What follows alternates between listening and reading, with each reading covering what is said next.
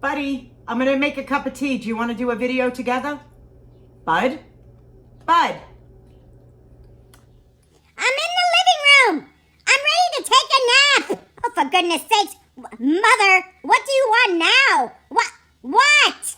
You want me to join you in a video? Don't I do enough? Mother. Oh, for goodness sakes. What?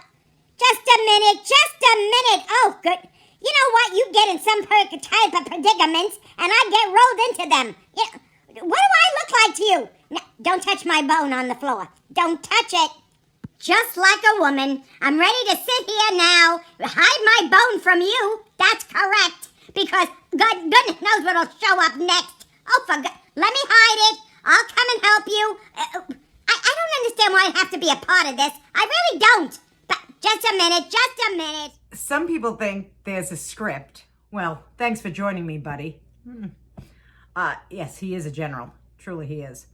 People want to know if we script our videos. Are your videos scripted? What? There is no scripts, for goodness sakes. Oh my God. No. It comes out of the goofball's head. Yeah, that's correct. No. There are absolutely no scripts. Nothing is scripted in a buddy video. That's correct. Hello? Does anything look like it's scripted here? For goodness sake. Listen, I go from one rigmarole to the next. That's what I do. Well, you're right, but don't call me a goofball. I don't like that. I really don't. Friends, do you have a dog like this at all? Do you? Do you mind taking your paws off of my chair, please? What do you mean, take my paws off Wait a minute. Don't tell me what to do on the chair. I don't want to take my paws off You just sit there on the sofa and you ask the questions if you want. Oh, for goodness sakes. No. I'm standing. That's correct. I'm not laying down. I'm standing. Yeah. But can you continue, please? Because this is taking part of my nap time away. I don't know why I have to do this. I'm calling you You are defiant. You are defiant when I say something to you. I don't know who's ruling the roost in this house. I'm just going to say that right now. But it's not me. It's not me. Oh, for goodness sake. Can we continue, please? Defiant? Hello? You're talking to the king. That's correct. I am a general. I don't know why I have to pay attention to what you're saying all the time. Would you like to ask me another question, please? Because I'm getting a little tired of this already. Yes, I am. Now, do you see what I put up with? Could you imagine putting up with that all day long? All day long. That's what he does. That's what he does to me. Hi, I'm still your mother. Would you like to tell everybody where you came from? Would you? Without being nasty? Where did I come from? Hello? Mother? Now you want me to start? Are you dense? Are you dense in some way? What do you want me to sit here and talk about the birds and the bees? No. Listen. I don't understand what you mean. What do you mean by this question? Where did I come from? Oh, is that what you mean? Oh, for good. Well, why don't you explain yourself correctly? You know what? I should be making the videos. That's correct. I should be asking the questions. You're very confusing. You met me at a shelter. That's correct. Yeah. Let me tell you my backstory, all right? I was in a shelter, the ASPCA. Yeah, I was dropped off over there. Yeah, like nothing. Dropped off, looking terrible, looking scruffy. Would you like to finish? Would you like to say something now? Go ahead. Can I possibly? Thank you. You know who's in control of this house. I don't even have to tell you, but I did get Buddy at the ASPCA, and it was on a day that I needed to have a little fun, a little laughter, anything to make my day go better than it was going. So I went into this shelter and I saw this gentleman that was working in there, and he said to me, "Can I help you?" And I said to him, "I'm looking for a dog." I said, "I don't know if I'm going to take one home. I have no idea." And he says to me, "A little Bichon came in yesterday." I didn't even know what a Bichon was. I had no idea. I said, "Well, if you want, you could bring him out and, I'll see him." Well, he came out rough and tumbled. He looked like a miniature sheepdog. He was in such disarray, but he was so adorable, so adorable that I picked him up and I said, "You're coming home with me, young man." And he was only 11 months old. He was a baby. He was a baby.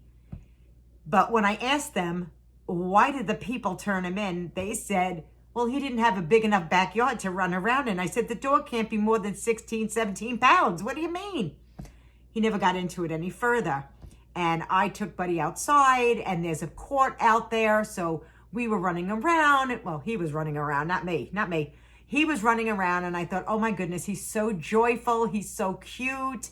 He's adorable. What a cute little breed. So I picked him up. I whispered in his ear, I'm taking you home with me, and I'm going to make you a little star. Well, you're right about that. You did whisper in my ear and told me I was going to be a star. You did. You did. Who knew? Who knew this would all come about? Would you like to say something else? Would you like to talk about why this all happened? Must I be the interviewer at this point? Must I? I'm perfectly fine. Thank you. So let me tell you what happened, guys, because this is the backstory of Buddy. And it is. Many years ago, my daughter was not feeling well, okay? And she was in college. She's out of college now, 14 years already? And she would say to me, Mom, I don't feel good. My abdominal area is hurting me, and it's very, very painful. And I said to her, I don't know what it could be. We should go to the doctor. Well, she didn't go to the doctors until she was out of college, which she went as an accounting student. And she had a business major and an accounting major. So Angelina is a bright girl. She is a bright girl. And she did all the college things that college kids do. She held down 2 jobs while she was in college. She's been working since she was 15. She was always such a good kid. Really. I mean, did she have a little fun in the college? I'm sure she did. You know, they do the drinking. I don't have to tell you. But when she finally got out of college and she graduated, we went to the doctors while she got a job with telecommunications. One thing went to the other. I have no idea. But she called me from work one day and she said that she was really in pain. She didn't know what was happening. She felt as though things were bursting inside of her. So I said, we have to make an appointment to go to the doctor. You have to. So we made an appointment with a gynecologist because it was in that area. I'm not going to get too graphic. And she said, oh, you have cysts. Those cysts can be removed. So I looked at my daughter. She looked at me and I said, oh, that's good. Get those taken out so you can go on with your life. So she went to have that surgery. This is going to break up. She went to have that surgery, and one surgery led to 5 surgeries every year around her birthday. Progressively, things were getting worse and worse and worse. And medications like painkillers were being taken and taken and taken. She would call me from work and she'd say to me, Ma, I'm getting that pain back again.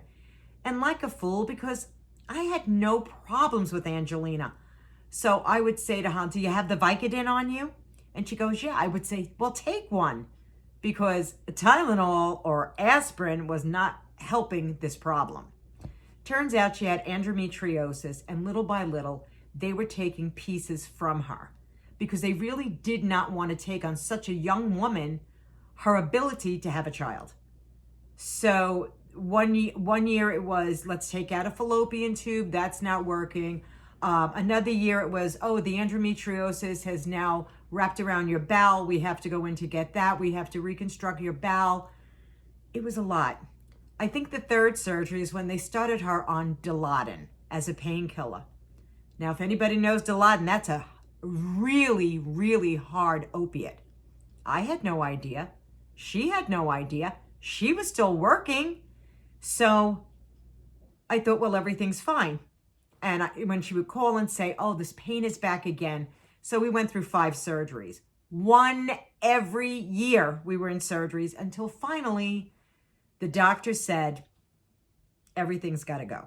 Everything's got to go. It's the only way that you won't have this stuff creeping all over you, because it was getting really bad. Like, you can't function. You really can't. It's that painful. And it's POS. So you're putting on weight on top of everything else. I think her high was 270 pounds on a 4'11" frame. Okay. So she had the weight to carry around. She didn't understand why she was gaining so much weight. It was a rigmarole, an absolute rigmarole. But in all of this time, she got addicted to opiates. Not because she wanted to be addicted to opiates. It's because surgery after surgery after surgery, and doctors write out those prescription pads like it's nothing. Oh, you need that painkiller? Let me give it to you. Let me give it to you in a 90-day prescription. And I didn't notice anything. I think she was noticing things, but I wasn't really noticing them. And then one day, the prescription stopped. And they said, well, you don't need this anymore. You're completely healed. You're completely cleaned out. And you should never have these troubles again. Well, the troubles began after we said no more opiates because you didn't need them. Turns out she was addicted to them. And she had an addiction of opiate. She was opiate dependent. She went to one rehab. It was not good. It did not work for her. She went to another rehab in the Poconos, and it was fantastic. She also went to NA. This is a girl that was fighting for sobriety, fighting for her sobriety. And she couldn't understand how it all happened. I didn't. There was so much in between. There was so much going on. And it was frightening. It was absolutely frightening. And the last time, and this is the reason why I got Buddy, because I walked in to that shelter because it was the last time we were hearing about the last surgery, which would have been surgery number 5. And when they said, we have to do a total hysterectomy on my daughter at 28 years old, I thought to myself, you've got to be kidding me. Really? But she tried, to save her organs, but she couldn't. And the pain was so bad. So we went into the shelter and we found Buddy. We found Buddy at the shelter. But in between, my daughter was really, really in an addiction that she could not control. So she did go for help. But in the meantime, I, as her mother, was saying, oh my God, what did I do? What did I do? I'm the one that kept telling her, do you have a pill? Take a pill. She would be at work, probably. And she was never a person that said, I'm coming home, I don't feel good. She was never doing that. So I would say, well, because she'd text me or she'd call me and she says, these pains are coming back again. And I would say, do you have any Vicodin? Do you have any Dilaudid on you? Take it. Just take it so, you can get rid of the pain. So I blame myself a lot because I was a mother that was not thinking about addiction. I wasn't thinking about addiction. I was thinking about her. And I wasn't thinking about addiction. I thought everything was cool. I really did. Until it all bounced back into our faces as a family. I have to say, though, it all turned out the way it needed to turn out. It was a life lesson for a parent. So if you have anybody in your family or your friends that have an addiction to either alcohol or substance abuse, whatever it is, you got to stay strong. You got to be the rock of Gibraltar. And I know that could be hard for people to hear because people probably who are listening to me right now have probably said, I have been the rock. And believe me, I get it and I understand. I would tell you what I said to myself every night before I went to bed. God, give me the strength to wake up the next morning and do this all over again. Addiction is very hard, very hard. There were nights that phone rang in the middle of the night. I'd pop out of that bed to go find my daughter, which was horrible, horrible. She knows I love her. But I would never stop being on her side, neither would her father, and neither would her friends. Until finally, it came from her when she said, enough, enough. and she's clean, and she's sober, and she's such a wonderful human being, because she's there now for anyone that has an addiction. She could sit, she could talk to you, she can help you through whatever you're going through. She will tell you it comes from you. It's got to come from you. And she's right about that. It's got to come from you. Can't come from anybody else. You must be ready to do that. So. Wow! I didn't know all that happened. Oh my gracious! Oh my gracious, Mom! I'm a little sorry that I can be a bad boy once in a while. I had no idea you were going through so much turmoil. But see, everything worked out, Mom. Everything worked out the way it should. That's correct. That's correct. Oh my gracious! Oh my gracious! You see, I'm a bit of a comic relief for you now. That's how it all turned out. Because now I'm a comic relief. That's correct. Let me say no more. You want to continue talking about this? Oh, for goodness sakes. Now, don't cry, Mommy. Don't cry. I'm not going to cry, buddy. Believe me, I'm not.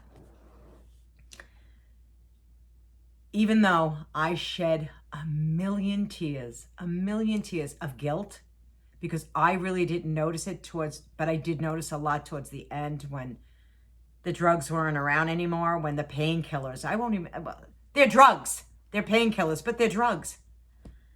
And Buddy was a blessing, an absolute blessing.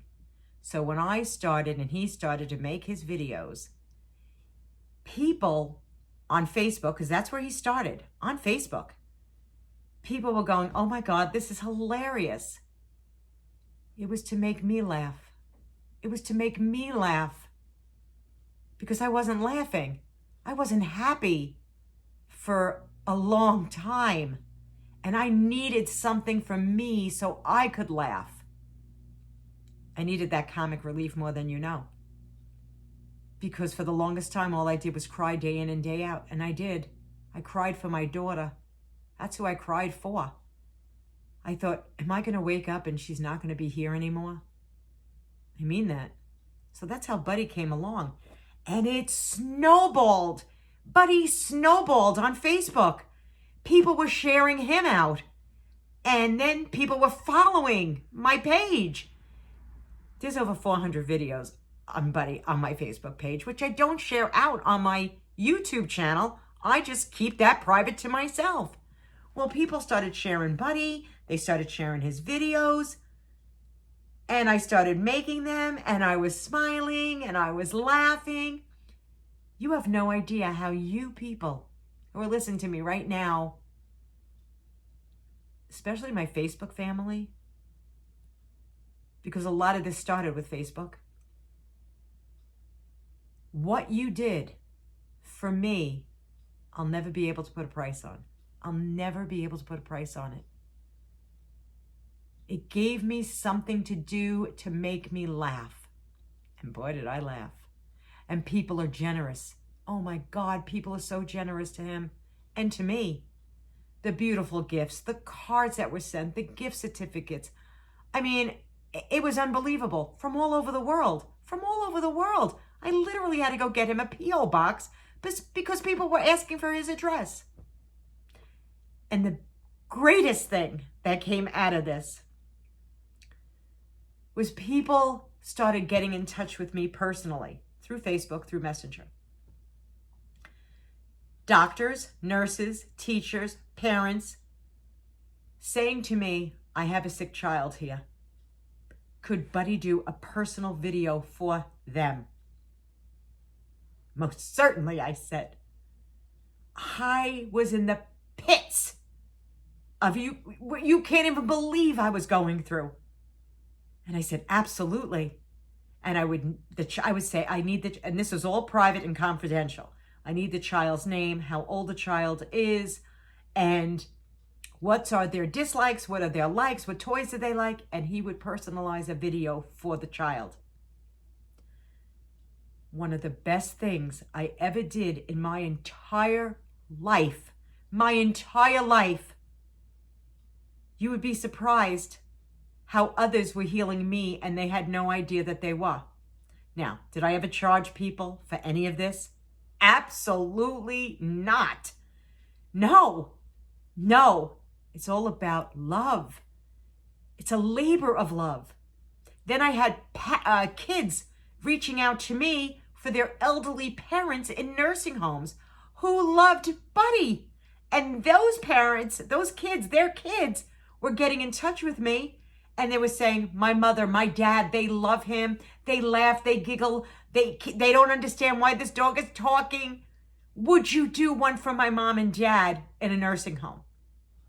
Absolutely. So that's how this all got started. People didn't know the backstory. I just told it. And he did too. But that's the backstory to Buddy. And the love that's been shared around the world.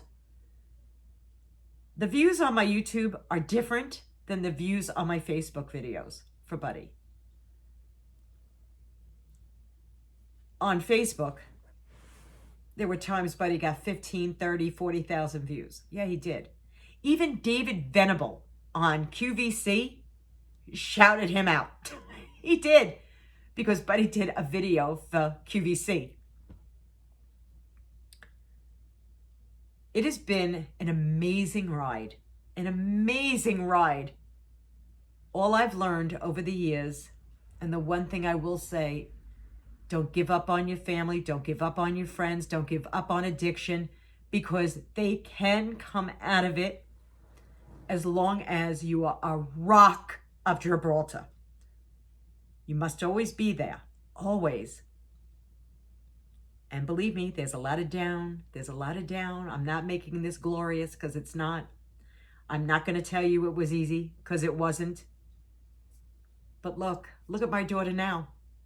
She has her YouTube channel. She's very open, very honest about addiction, all these things. And she will talk to everybody about it, because she knows the feeling and she knows the pain that someone could be going through. She's a wonderful human being, an absolute wonderful human being. Do you have anything else you want to say? Well, this is true. I am known all over the world. I'm a bit of a celebrity. I am. I'm the first to admit it. I'm a bit of a celebrity, but people were so kind and nice to me. They accepted me for my good, my bad, and in between. Yeah, they did. Oh, for goodness sakes. But I have so many loving friends out there that watch me. And, they send me presents. They send me cards. I'm one spoiled boy. There's no doubt about that. But I have to share when the relatives are here. Don't get me started. Well, you give him a microphone and he just goes off and on. Yes, he is a little bit of a celebrity. He is. I love him. I love you. I really do. But that's what I wanted to tell you. Would you like to end this video? Would you like to end it? Because you can. He's going to end it. He's shaking his head. Yes. There we go. That's how he is. All right. End the video. Remember, I love you. I hope you give it a thumbs up. I hope you subscribe to the channel. I hope you go over and subscribe to my daughter's channel, Angelina1426. Show us some love. Maybe you know somebody that would love to see who she is now and the woman she has become all these many years later. She's uplifting. She's funny. And you'll enjoy her. But that's my backstory. All right. He's biting at the bit. Let me go. Yes, I do. I'd like to say something. I'll end this video. I'll end it, Ma. You don't have to end it. I'll end it just the way you ended. Be kind to one another. The heart is all that matters. And you know, Mommy and I love each and every single one of you. And I know I'll see you all again. I hope that explained things about me and my backstory, but there's plenty more to come. But on a good note, everything ended so well. I love Angelina. Look at her now. Oh my gracious. She's a powerhouse, that's for sure. And if you don't know who she is, I'll leave the link in my description box below. Or should I say, our description box below. That's correct. If you have any comments, you can leave them. If you have any questions, you may leave them. But that's the story, my friends. It's the whole story. You made me and Mommy happy. Beyond words. Beyond words. You have no idea what you did. You were her friend when she really needed one and when she needed a good laugh. On my behalf. That's correct. On my behalf. But until the next time, I'm going to go have my bone. I hit it. But I'll see you all